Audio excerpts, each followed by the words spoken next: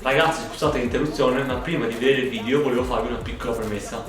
Mi vedrete molto spesso guardare, anche in maniera casuale, cioè senza senso, il lato destro dell'auto, un po' verso il sedile. Questo perché avevo Google Maps sul telefono aperto, in modo da poter vedere le curve che mi trovo davanti.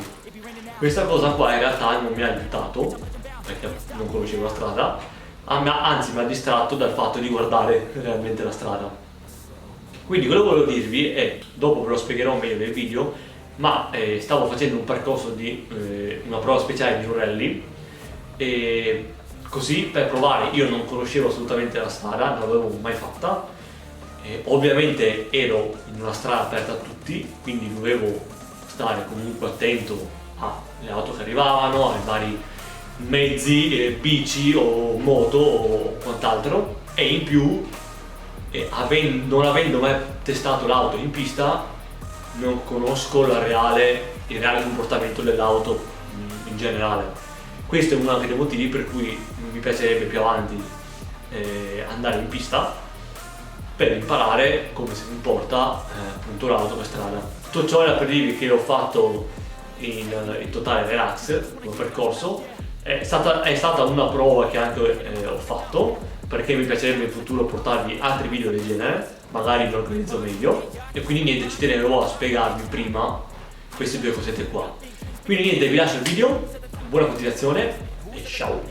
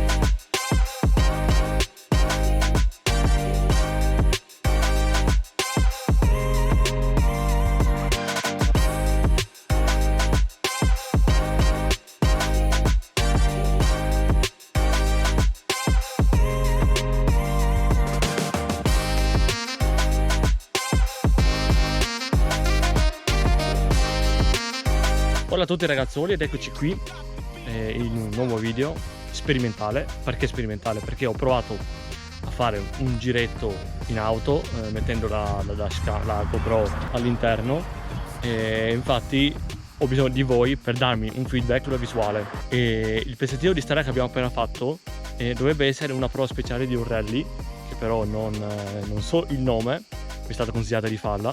E se vi piace come tipologia di video, ogni tanto troviamo qualche stradina da percorrere, anche magari con un bel paesaggio, e niente, io ve la mostro e vi faccio sentire un po' i sound. Qui in zona io mi trovo perché c'è il preparatore dove vado io.